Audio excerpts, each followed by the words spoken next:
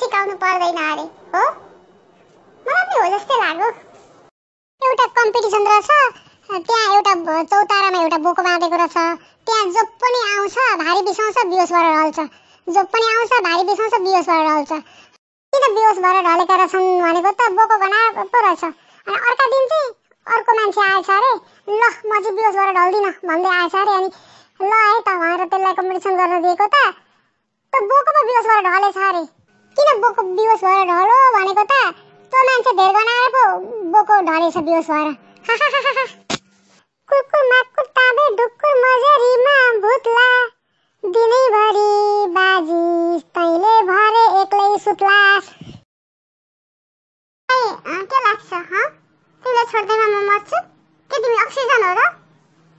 ओलीजीको टोपी हेर्दा पहाड जस्तो अग्लो बाबुरामका जुगा हेर्दा कुचो कि मस्को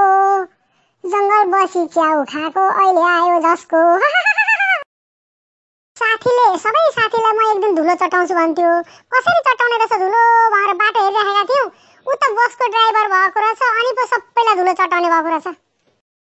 ए रातै कुटुमा कुटु ए रातै खाइसक मुटु लाबरको पेटीले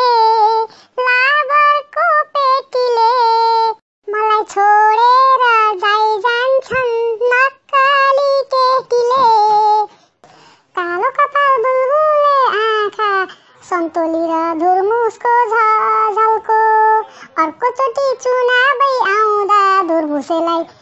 मन्त्रीको सोख होला है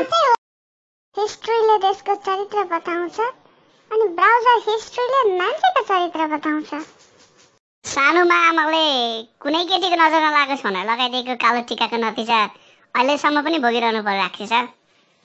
सानोमा सँगै भाँडाकुटी खेलेका साथीहरू अस्ट्रेलिया अमेरिका गएर आइफोनबाट फेसबुकमा चिल्ला गाडीमा चढेर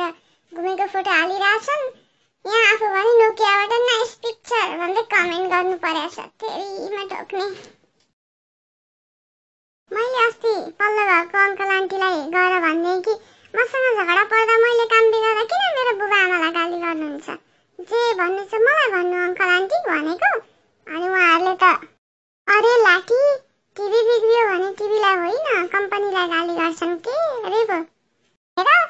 मलाई अरू केटीहरू जस्तो नसोच तिमीहरू सबै केटीले दिने डायलग त्यही त हो नि चुप होइन यी हेल्थ साइन्सका विद्यार्थीहरू के भएका होलान् चिर्नै भए खसी बाख्रा चिर्नु नि जब भ्यालुत्ता चिरिरहेको छन् गाठे एउटा भाइले अर्को भाइलाई सोधेछन् ए तँसँग कतिवटा गाई छन् अचल बोली भनेर अनि उनले जवाफ दिए मेरा गाई 19वटा छन् अब एउटा मरेदेखि त 20वटा हुन्थे भनेर जवाफ दिएछन् त्यो एउटा मरे 20वटा हुन्छन् भनेको चाहिँ गाई होइन मान्छे भने बाजे त श्राद्ध गर्ने पो रहेछन् छोरी भन्दा आमा तरुनी लिपस्टिक पाउडरले लान्छ होला घुमाउन धुर्मुस झ्याउराले हो कि होइन हो